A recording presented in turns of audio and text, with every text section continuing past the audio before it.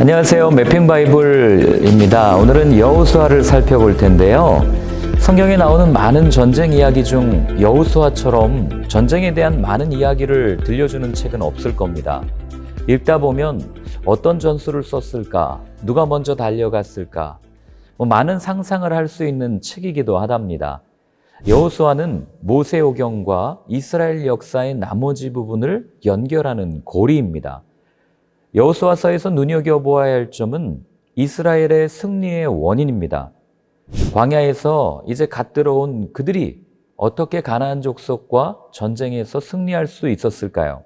물론 여호수아라고 하는 걸출한 인물이 있었고 또 갈렙을 비롯한 장군들도 있었습니다. 얼핏 보면 그들의 지도력 아래 이스라엘은 3번에 걸쳐 이 정벌 전쟁을 치르는 것처럼 보입니다. 그러나 여호수아서는 이스라엘의 숫자나 군사적인 우세보다는 하나님에 대한 믿음과 순종으로 승리를 얻는다고 전해줍니다. 이 여호수아, 여호와는 구원이시다라는 책 제목, 이름 자체가 주님이 정복자라는 사실을 상징합니다.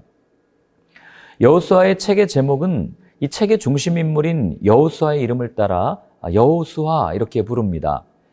여호수아가 저술상의 통일성을 가지고 저술했지만 이 책 전체를 저술했다고 보기는 어렵습니다. 왜냐하면 여호수아가 죽고 난 후에 발생한 일들이 기록되어 있기 때문입니다. 또한 베니게 사람들이 시돈 사람이라고 불리는 것으로 보아 다윗 시대 이전에 두로가 시돈을 지배하던 시기에 쓰인 책이 분명합니다. 그리고 여호수아 시대에는 블레셋 사람들이 이스라엘에게 그렇게 위협적인 존재가 아니었죠. 그렇기 때문에 이 책은 블레셋 사람들이 자주 침략했을 때 이후의 책이라고 볼 수 있어요. 그래서 학자 중 다수는 이 여호수아서가 온니엘이 사사로 활약하던 시대에 완성되었다고 생각하는 데 동의합니다. 여호수아서의 구조는요, 크게 두 부분으로 나뉘어집니다. 먼저는 이 땅을 차지하라라고 하는 약속의 성취를 다루는 1장부터 12장까지 가나안 정복 이야기. 그래서 1장부터 5장까지는 막 여러 가지 준비를 하고요. 6장부터 13장까지는 실제적으로 전쟁, 정복 전쟁을 합니다. 그리고 두 번째 부분은 13장부터 24장까지 이제 차지한 땅에 대한 분배 이야기를 들려줍니다. 그래서 13장에는 동편에, 그리고 14장부터 19장까지는 서편, 그리고 20장과 21장은 모든 공동체들이 정착한 이야기, 그리고 마지막 24장은 정착을 위한 여러 가지 조건들을 설명을 합니다. 여호수아서가 강조하는 것은 두 가지예요. 정복과 도피성입니다. 이 사도 요한을 통해 약속하신 새 예루살렘을 성취하는 것을 상징하고요. 또한 도피성 제도를 통해 예수 그리스도를 통한 복음을 우리는 또한 생각해 볼 수가 있는 겁니다. 이 도피성은 여호수아서 20장, 민수기 35장, 신명기 4장과 19장에 나옵니다. 이 도피성은요, 이스라엘의 이 요단강을 기점으로 해서 48개의 성읍 중에서 6군데를 택해서 요단강 동편의 3곳, 그리고 서편의 3곳을 둡니다. 이 도피성은 이스라엘 지도를 보면 이스라엘 전역 어디에서든지 다 32km 이내에 위치해서 부득이 도피성으로 이렇게 도망을 가야 한다면 모두가 다 하룻길 이내에 도착할 수 있는 그런 거리에 있었어요.